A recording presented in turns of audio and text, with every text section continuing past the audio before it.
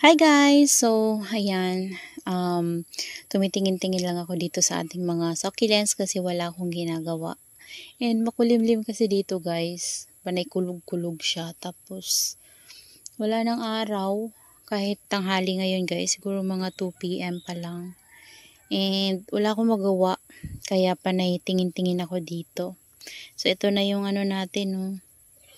Yan, yung tinanggal ko dyan. Yung mga kinat ko. Lagay ko na dito. Tinusok ko siya dyan guys. So, ayan. So, panay tingin-tingin lang. So, ito nagkaroon siya guys ng black leaves. Ala, na-overwater ko ata to guys si Monroe.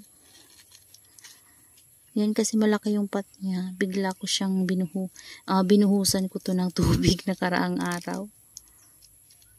Tanggalin ko lang guys yung niya. Ayan oh. Nagtubig. Nabawasan tuloy yung leaves ni Monroe. Hindi na siya pantay. Ayan. Tanggalin ko lang yung mga black leaves. Dumi na ng kamay ko tuloy. Nagtutubig yung isa. Ayan, pero okay lang yan guys.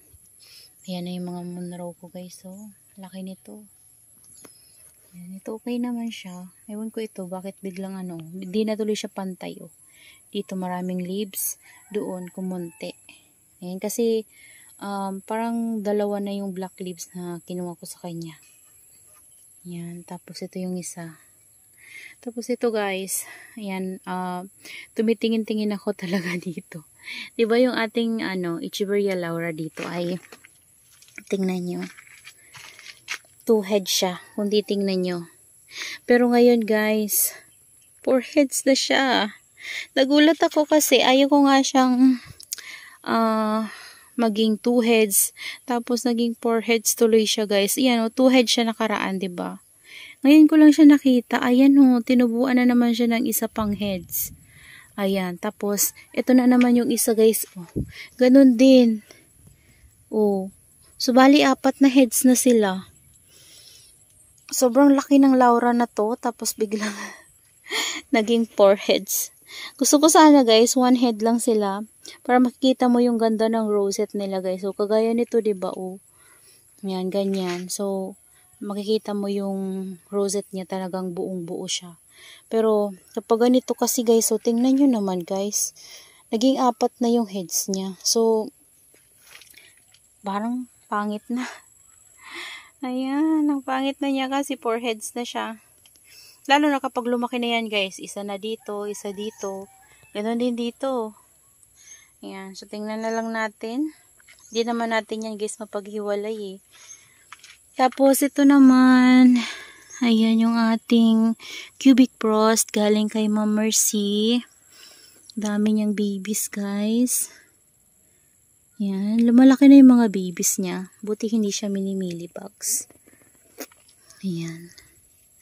Tapos, dito parang nagpo-propagate ako dito guys ng leaves. Ayan o. Alam ko mayroon ako ditong var na nilagay. Yung galing dito sa cubic frost na nabili ko before kay Ma'am Amore. Ayan. Ito siya guys, may konti siyang bar nung nabili ko. Tapos malaki yung rosette nito, malaki-laki pala. Tapos nung dumating sa atin, lumiit na lumiit. So yung mga lower leaves dyan, kinuha ko na lang yung malalaki. Tapos nilagay ko dun. Ewan ko. Ayan o, mayroon siyang var o. Ayan, medyo lumalaki na nga guys ulit yung rosette niya. Pinaulanan ko to eh. Ayan, may propa din ako dyan isa. Tapos dito may mga baby siya. Oh. May var. Ayan, so sana mapalaki ko to. Hindi na ako bibili ng var ng cubic frost. Kasi gusto ko talaga guys si cubic frost na var. Kaso hindi pa ako makabili. Ayan, tapos dito, ito pala guys, nilipat ko to dito. Oh. Yung ating mule na may crested galing kay Igors. Ayan yung crested niya guys. So, ayan. So, stress siya. Meron siyang mga color sa leaves. Nilipat ko siya dyan sa pot na yan. Kasi before, nasa maliit lang siya na pot na ganito. Ayan yung ganyan na pot na maliit. So, nilipat ko siya dyan. Ayan. Tapos, tingnan nyo to guys. Yung ating lotus. Super big na talaga niya. As in. Ayan. Ang ganda ni lotus talaga. Kung mapapalaki nyo siya guys, super ganda. Ganda ng farina niya oh. Medyo nakukumpleto ko na yung farina ni lotus kasi pag dinidilig ko siya guys, dyan lang sa gilid talaga, hindi ko na in-spray sa gitna. And nag-spray ako ng Daytane dito na blue, pero hindi ko siya guys in-sprayan. Ayan oh, wala naman siyang fungus eh. So kaya di ko siya in-sprayhan kasi masisira na naman yung farina niya. Ayan, ito yung isa, si Cante Domingo. Ayan. Dati nasira yung leaves niya, pero ayan, may panibago na siyang mga leaves, kaya okay na naman yung leaves niya guys. Yan kasi yung tips niya guys, nagaganyan siya. O, yan na yung mga nasira, nakaraan. So ito, mga bago na to. Kaya medyo lumiit yung mukha niya, pero okay lang naman. Ayan o. Ayan, tingnan nyo yung difference niya guys o. Diba? Ang laki na talaga ni lotus. Meron pa ako isang lotus. Ito, nabili ko to kay Succulenti Amore. Yun, nabili ko kay Ma'am Jenjens CNS. Ma'am Jeneline Nasaraw. So, yan. Maliit lang talaga yan dati. Parang token size lang siya nung nabili ko. Ako na lang nakapalaki sa kanya. Ito, medium size na to nang nabili ko ata guys. Medium size or small size. Parang malaki-laki na to nung nabili ko. Ayan o. Malaki na rin siya guys. Ayan. Same sila ng pot nung ating malaking lotus na yun. So, pareho ko na sila ng pot para hindi na ako ripat ng ripat. Ayan o. Ayan. Pero ito, nisprayan ko siya ng fungicide kasi nakatapat siya dito kay itong Murasaki natin na nagkaroon ng sakit. Pero ngayon guys, okay naman na siya. Wala na akong nakikita na sa kanya. Dark spot. Wala na rin nalalagas. Ito yung Monroe natin guys na 2 heads. Ayan. Lumaki na rin sila. Dati maliit lang yan. Mga token size. At ito yung green lantern na tinanim natin guys. Kasama yung kanyang original soil. Ayan. Okay naman sila. Diba? Okay naman sila guys. Wala naman akong nagiging problema sa kanya kahit na hindi natin tinanggal yung kanyang original soil. Ito nga guys, marami akong nilagay dito sa kanya garden soil, yung ating banana. Ayan, ito yung luma ko na banana guys. Ayan, yung old na banana ko dito. Pinalitan ko na rin siya ng garden soil. May fresh na risal pero with garden soil na. Marami ng garden soil yung nilagay ko. Ayan. Tapos ito pa guys yung pink spot natin. Ayan. Yung galing kay Ma'am Nida na tinanim natin na di ko rin tinanggal yung original soil niya. Ito, lumaki yung mga rosette niya guys. Oh. Ayan. Yun pa. O, diba? Pero inisprayhan ko yan guys ng fungicide and diniligan ko ng tango. Systemic fungicide kasi nagkakaroon siya ng mga dot-dot. Merong vacant yung leaves dyan. Hindi masyadong mahalata. Pero meron dyan mga nagtuyo guys kasi natamaan siya ng fungus. Ayan o. Yan, may mga dark spot siya, diba? Konti lang naman. Kasi yung iba nag-dry na. Parang ganun, nag-dry na rin yung isang yun. Siguro iniinuman niya guys. Yan, nadiligan ko na rin to sila guys. Ayan, tapos yung lovely rose natin, nandun sa dulo guys. Okay naman siya, pakita ko sa inyo. Ayan guys, yung ating lovely rose. Okay naman siya. Ayan. O diba? Close na close pa rin yung guys, yung leaves niya. Kaya gustong gusto ko siya. Ito din guys, yan si Chloe. Nagaling kay Ma'am Nida na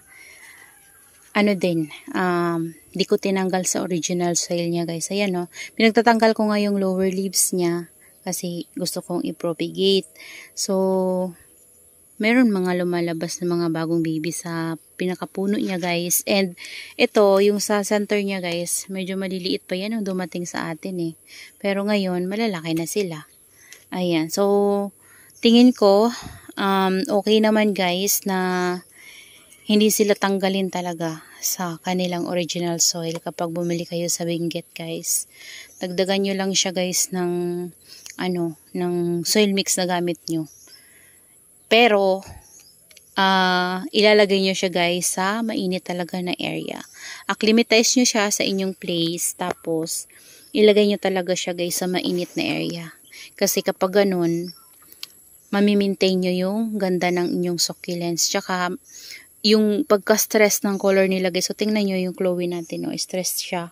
Kasi nainitan siya dito. Lalo na kapag umaga guys, nandito talaga nakatutok yung yung araw. And then dapat guys, hindi sila nasa rain or shine. So yun lang yung maibibigay ko sa inyong tips kung hindi nyo papalitan ng soil mix ang inyong mga succulents, or mag-add na lang kayo ng gamit nyong potting mix sa kanila guys. So pwede naman pala siya guys sa lowland, pero dapat hindi siya nasa rain or shine. So ito kasi guys, nilagay ko sila sa ating loob ng greenhouse para hindi sila guys ma-overwater, kasi syempre hindi natin sila tinanggal sa kanilang original soil. So alam naman natin yung soil mix ng ng Benguet ay talagang parang lupa. Hindi nga lupa, lupa talaga, matigas. Dapat hindi natin sila ma-overwater. At syempre sa pagdidilig guys, ito, ang pagdilig ko sa kanya ay bibihira. Siguro mga 2 weeks. Yan, 2 weeks bago ako magdilig sa kanila. Pero pag isang linggo guys, pag nagdilig ako sa kanila ng 1 week interval, spray lang yung gamit ko, hindi yung buhos. So kapag 2 weeks ako nagdilig, buhos talaga guys. Ayan, tapos matagal-tagal naman ulit yun. 2 weeks ulit. Dito sa amin sobrang init. So yun ang gawa ko sa kanila guys. So tingnan nyo naman. Oh, diba? Ang ganda ni Chloe. So, okay na okay siya guys. Sa mga gustong mag-try. Try nyo guys na wag sila tanggalin sa kanilang original soil. Or pwede naman kapag super laki ng pot na nabili yung succulents na guys, galing sa Benguet. Tapos dumating sa inyo, diba? Nakapat sila. Tapos malaki yung pot nila. So, syempre, kailangan bawas-bawasan nyo yun. Yung kanilang, guys, yung kanilang lupa. Kasi syempre, sobrang dami. Ito naman guys kasi tama lang yung size ng mga pot nila. Ayan, ito yung pot to ng ng Purple Delight natin na galing kay Ma'am Nida. Pero yung natin, Purple Delight natin, hindi ko rin guys tinanggal sa kanilang original soil. Talagang buo na ganito yun. Tinanggal ko, buo. So, dito din siya guys. Ayan, nandito siya. Ayan, okay naman siya guys. So, nilinisan ko nga yan Binaba ko yan kahapon. Diniligan ko siya.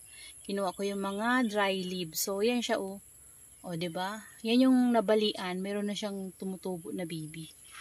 Ayan. So, ang taba niya tingnan nyo guys. So, okay naman sila. Basta ang importante, yung araw talaga. Yan yung pinaka-importante sa kanila guys, yung sunlight na dapat na matatanggap nila ay talagang lakas talaga yung sunlight na matatanggap nila, at may hangin sa area nila. So dito kasi guys, mahangin dito kasi dito yan, tingnan nyo pala yan sa likod. So mahangin talaga dito. Tapos yung init talaga dito guys ay nainitan talaga sila. Full sun.